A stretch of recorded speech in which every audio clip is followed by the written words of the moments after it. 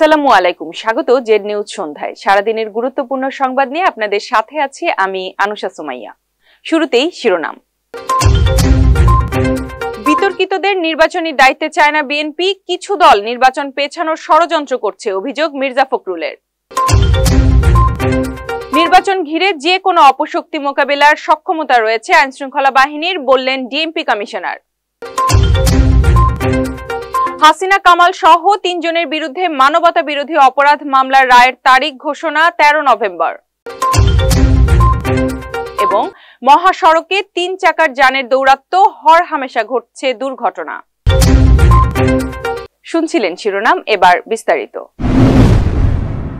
বিগত ৩টি নির্বাচনে দায়িত্ব পালনকারী বিতর্কিত কর্মকর্তাদের আগামী নির্বাচনের দায়িত্ব থেকে বিরত রাখতে নির্বাচন কমিশনের প্রতি আহ্বান জানিয়েছে বিএনপি। আগারগাঁওয়ে নির্বাচন ভবনে প্রধান নির্বাচন কমিশনার এএমএম নাসির উদ্দিনের সঙ্গে বৈঠক শেষে সাংবাদিকদের একথা বলেন বিএনপির জাতীয় স্থায়ী কমিটির সদস্য ডক্টর আব্দুল মঈন খান। তিনি বলেন, বিগত ৩ নির্বাচনে ভোটের নামে প্রহসন হয়েছে, তাই সেসব নির্বাচনে বিতর্কিতদের এবারে দায়িত্বে রাখা যাবে না। মঈন খান বলেন, বিএনপি একটি পরিবর্তন চায়, যে পরিবর্তনের মাধ্যমে দেশের জনগণ নির্ভয়ে চলতে পারবে। কিছু রাজনৈতিক দল নানা টালবাহানা করে নির্বাচনকে পেছানোর চেষ্টা করছে, কিন্তু জনগণ আর সেই ফাঁদে পা দেবে না বলে মন্তব্য করেছেন বিএনপির মহাসচিব মির্জা ফখরুল ইসলাম আলমগীর। দুপুরে রাজধানীর কাকরাইলের ডিপ্লোমা ইঞ্জিনিয়ার্স ইনস্টিটিউটের মুক্তিযোদ্ধা স্মৃতি মিলনায়তনে মহানায়ক শহীদ জিয়া গ্রন্থের মোড়ক উন্মোচন অনুষ্ঠানে তিনি একথা বলেন। তিনি বলেন, গত 15 বছরের ফ্যাসিবাদী শাসনের কারণে দেশে অর্থনীতি ও রাজনীতি ধ্বংস হয়ে গিয়েছিল।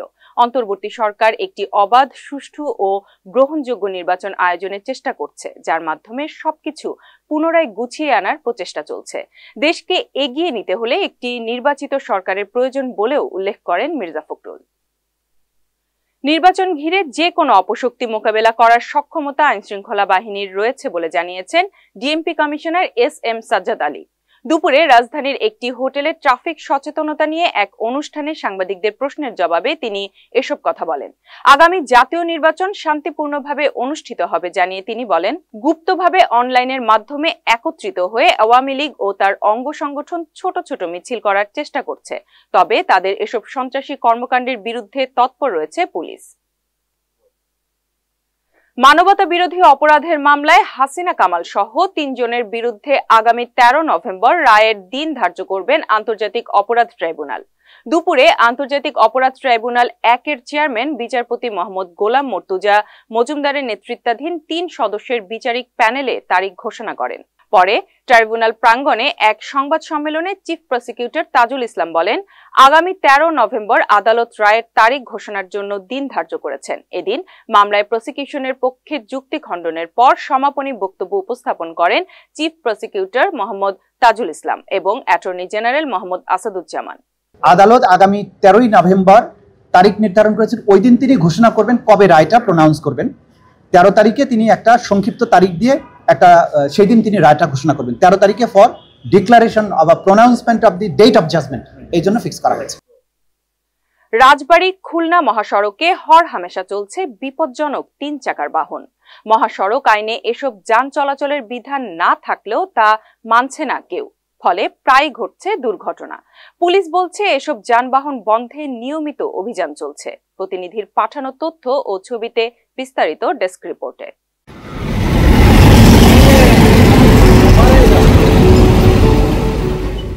দুর্ঘটনা নিয়ন্ত্রণে ২০১৫ সাল থেকে দেশের ২২টি মহাসড়কে ৩ চাকার যান চলাচলে নিষেধাজ্ঞা রয়েছে।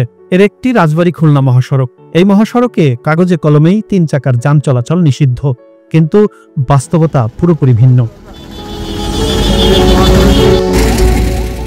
দেশের অন্যতম প্রধান এই মহাসড়কের রাজবাড়ীর দৌলতদিয়া থেকে ফরিদপুর পর্যন্ত মহাসড়কের ৩ চাকার যান দাপিয়ে বেড়াচ্ছে। এতে সমস্যায় পড়ছেন বাস, ট্রাক সহ বড় যানবাহনের চালকরা।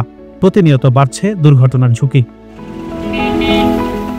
স্বল্প দূরত্বের জন্য মহাসড়কে সহজলভ্য যান হিসেবে এসব নিষিদ্ধ যানে বেশ জনপ্রিয়। পরিবহন স্বল্পতায় অনেকটা বাধ্য হয়ে এসব যানে চলাচল করেন যাত্রীরা।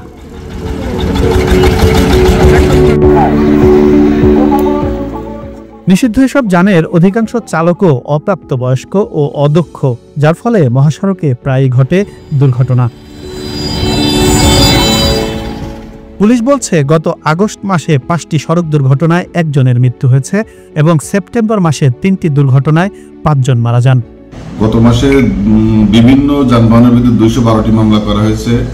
আর সড়ক দুর্ঘটনায় যারা নিহত হয়েছে তাদের বিরুদ্ধে নিয়মিত, যে গাড়ি অ্যাক্সিডেন্ট করছে যার ফল্ট ছিল তাদের বিরুদ্ধে নিয়মিত মামলা রুজু করা হয়েছে। নিয়ম নীতির তোয়াক্কা না করে আইন শৃঙ্খলা বাহিনীর সামনেই মহাসড়কে দাপটের সাথে অবাধে চলাচল করছে এসব নিষিদ্ধ যান। এজন্য নিয়মিত অভিযানের কথা বলছে পুলিশ।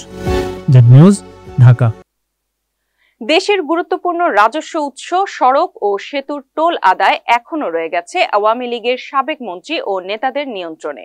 ক্ষমতায় থাকাকালীন তারা আধুনিক টোল ব্যবস্থাপনার নামে সরকারের বিপুল পরিমাণ রাজস্ব লুটপাট করেন। এখনো অনেক ক্ষেত্রে তাদের সেই লুটপাট অব্যাহত রয়েছে। বিস্তারিত প্রতিবেদনে। শেখ হাসিনাও পালাবে না, তার কর্মীরাও পালাবে না। আওয়ামী শাসনামলের 15.5 বছরে ওবায়দুল কাদের, আনিসুল হক, মির্জা আজম গংদের মালিকানাধীন company UDC, CNS, Shamim enterprise, সেলভান, বেগনাম, এটিটি এবং পেন্টা গ্লোবালের নিয়ন্ত্রণে ছিল সড়ক ও সেতুর টোল ব্যবস্থাপনা। অভিযোগ রয়েছে, রাজনৈতিক প্রভাব খাটিয়ে বছরের পর বছর বিনা অডিটে টোল আদায় কার্যক্রম পরিচালনার নামে তারা লুট করেছেন রাষ্ট্রের কয়েক শত কোটি টাকা। সম্প্রতি অনিয়মের অভিযোগে মেঘনা গোমতী সেতুতে টোল আদায়কারী প্রতিষ্ঠান সিএনএস এর বিরুদ্ধে মামলা করে দুদক। অভিযোগে বলা হয়, 2016 সাল থেকে দায়িত্বে থাকা কোম্পানিটি 489 কোটি টাকার বেশি বিল গ্রহণ করে। এতে সরকারের 309 কোটি টাকার বেশি আর্থিক ক্ষতি হয়েছে। এ মামলায় সাবেক প্রধানমন্ত্রী শেখ হাসিনা, সাবেক 6 মন্ত্রী ও সরকারি উচ্চপদস্থ কর্মকর্তা সহ 17 জনকে অভিযুক্ত করা হয়েছে। Z news, Dhaka. ভিসি নিয়োগে 2 কোটি আর অধ্যক্ষ নিয়োগে নিতেন 50 লাখ। ফ্যাসিস্ট আওয়ামী লীগের টানা 16 বছরের 11 বছরই তিনি 3টি মন্ত্রণালয়ের দায়িত্বে ছিলেন। ধরাবাঁধা নিয়ম ছিল, স্কুল কলেজ ভবন নির্মাণে তার কমিশন ছিল 5%। দীর্ঘ সময় ক্ষমতায় থেকে নিজ এলাকা চাঁদপুরে নিজস্ব ক্যাডার বাহিনী গড়ে তোলেন। অবৈধভাবে বালু উত্তোলন করে কামিয়েছেন হাজার কোটি টাকা। এসব দেখভাল করতেন তার ভাই দুর্নীতিবাজ দীপু মনির। বিস্তারিত থাকছে প্রতিবেদনে। আমি ছাত্রলীগের একজন কর্মী হিসেবে, সাবেক কর্মী হিসেবে চাঁদপুর 3 আসন থেকে 2008 সালের নির্বাচনে আওয়ামী লীগের টিকিটে প্রথমবার এমপি হন ডাক্তার দীপু মনি।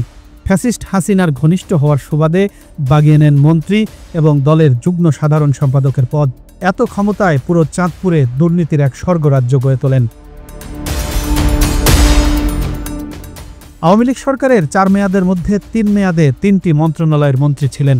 পররাষ্ট্র ও শিক্ষা মন্ত্রণালয়ে পূর্ণকালীন মেয়াদ শেষ করেন। পররাষ্ট্রমন্ত্রী থাকাকালে দীপু মনি 4.5 বছরে 187 বার বিদেশ সফর করে আলোচনায় আসেন। সবশেষ 2024 সালের ডামি নির্বাচনে জয়ী হয়ে সমাজ কল্যাণ মন্ত্রণালয়ের দায়িত্ব পান। দীর্ঘ এই সময়ে দীপু মনি এবং তার ভাই টিপু মিলে নিয়োগ বাণিজ্য, পদোন্নতি ও বদলি বাণিজ্য করে অনেক বিতর্কের জন্ম দেন। তার সময়ে শিক্ষা খাতে দুর্নীতির জাল ছড়িয়ে পড়ে সর্বস্তরে। ক্ষমতার অপব্যবহার করে তিনি দেশের 5টি বেসরকারি বিশ্ববিদ্যালয় কুক্ষিগত করে রাখেন বলে অভিযোগ ওঠে। এছাড়াও নিয়োগ দিয়ে টাকা হাতানো, রদবদল, আর তার সময়ে শিক্ষা খাতে এটি ছিল ওপেন সিক্রেট। আর এসব দেন দরবার করতেন তার ভাই টিপু। দল ও সরকারের গুরুত্বপূর্ণ পদে থাকার কারণে দীপু মনি আলাদা আলাদা সিন্ডিকেট এবং নিজস্ব ক্যাডার বাহিনী গড়ে তোলেন। এই বাহিনীর মূল কাজ জমি দখল, বালু উত্তোলন আর বিরোধী দলমত দমন। হাসিনার ঘনিষ্ঠতার সুবাদে চাঁদপুর শহর রক্ষাবাদ, চাঁদপুর মেডিকেল কলেজ, চাঁদপুর বিজ্ঞান ও প্রযুক্তি বিশ্ববিদ্যালয়ের মতো বড় বড় উন্নয়ন প্রকল্প অনুমোদন হয়। কিন্তু এসব প্রকল্পের ভূমি অধিগ্রহণে 600 কোটি টাকা লুটপাটের অভিযোগ ওঠে তার বিরুদ্ধে। গত 11 ফেব্রুয়ারি দীপু মনির বিরুদ্ধে মামলা করে দুদক। গণ অভ্যুত্থানে আওয়ামী লীগের পতনের পর 19 আগস্ট দীপু মনিকে গ্রেফতার করা হয়। এখন তার বসবাস কারাগারে। Z news, Dhaka. এবার আন্তর্জাতিক। ফিলিস্তিনের অধিকৃত পশ্চিম তীর দখলের পথে ইসরায়েল। এর মধ্যে পশ্চিম তীরে ইসরায়েলের সার্বভৌমত্ব প্রতিষ্ঠার প্রাথমিক অনুমোদন দিয়েছে দেশটির পার্লামেন্ট। এই পদক্ষেপ ফিলিস্তিনি ভূখণ্ডকে ইসরায়েলের সঙ্গে সংযুক্ত করার সমতুল্য, যা আন্তর্জাতিক আইনের স্পষ্ট লঙ্ঘন। মঙ্গলবার 120 আসনের পার্লামেন্টে প্রথম ধাপে বিলটির পক্ষে 25টি আর বিপক্ষে পরে 24টি ভোট। এটি আইন হিসেবে কার্যকর হতে আরও 3 ধাপের ভোটে অনুমোদন পেতে হবে। প্রধানমন্ত্রী বেনিয়ামিন নেতানিয়াহু এবং তার দল লিকুদ পার্টি বিলটির বিরোধিতা করলেও কয়েকজন জোট সঙ্গী এবং বিরোধী এমপি এতে সমর্থন দেন। বিলটি পাশ হলে ইসরায়েল দখলকৃত ফিলিস্তিনি ভূমির ওপর পূর্ণ কর্তৃত্ব দাবি করবে। জানাবো খেলার খবর। ওয়ানডে দলে মেহেদী হাসান মিরাজের নেতৃত্বের দক্ষতা নিয়ে প্রশ্ন উঠেছে তৃতীয় সিরিজ শেষ হওয়ার আগেই। সেখানে তাকে টেস্ট দলের নেতৃত্বে আনা হলে হিতে বিপরীত হতে পারে বলে মনে করছেন জাতীয় দল সংশ্লিষ্টরা। যদিও বিসিবি পরিচালকদের একাংশ টেস্ট নিয়ে নেতৃত্ব নাজমুল হোসেন শান্তর হাতে ফিরিয়ে দেওয়ার পক্ষে মত দিয়েছেন। বিসিবি সভাপতি আমিনুল ইসলাম বুলবুলকে নিজেদের মতামত দিয়েছেন তারা। পরিচালকদের মতামতকে বোর্ড সভাপতি আমিনুল ইসলাম বুলবুল গুরুত্বের সঙ্গে নিয়েছেন বলে জানা গেছে। অস্ট্রেলিয়া থেকে ফিরে সভাপতি আজ এ ব্যাপারে সিদ্ধান্ত নিতে পারেন বলে জানান একজন পরিচালক। শেষ করার আগে শিরোনামগুলো আরেকবার। বিতর্কিতদের নির্বাচনী দায়িত্বে চায় না বিএনপি, কিছু দল নির্বাচন পেছানোর ষড়যন্ত্র করছে, অভিযোগ মির্জা ফখরুলের। নির্বাচন ঘিরে যে কোনো অপশক্তি মোকাবেলার সক্ষমতা রয়েছে আইনশৃঙ্খলা বাহিনীর, বললেন ডিএমপি কমিশনার। হাসিনা কামাল সহ 3 জনের বিরুদ্ধে মানবতা বিরোধী অপরাধ মামলার রায়ের তারিখ ঘোষণা 13 নভেম্বর। এবং মহাসড়কে 3 চাকার যানের দৌরাত্ম্য, হরহামেশা ঘটছে দুর্ঘটনা। এই ছিল আজকের আয়োজন। নিয়মিত সংবাদ আপডেট পেতে লগ ইন করুন আমাদের ফেসবুক পেজ www.facebook.com/zdnews.news। এছাড়া নিয়মিত আমাদের অনুষ্ঠান দেখতে ভিজিট করুন www.youtube.com/@zdnews এবং ওয়েবসাইট ফলো করুন www.zdnews.news ঠিকানায়। যুক্ত থাকুন, আপডেট থাকুন। ধন্যবাদ।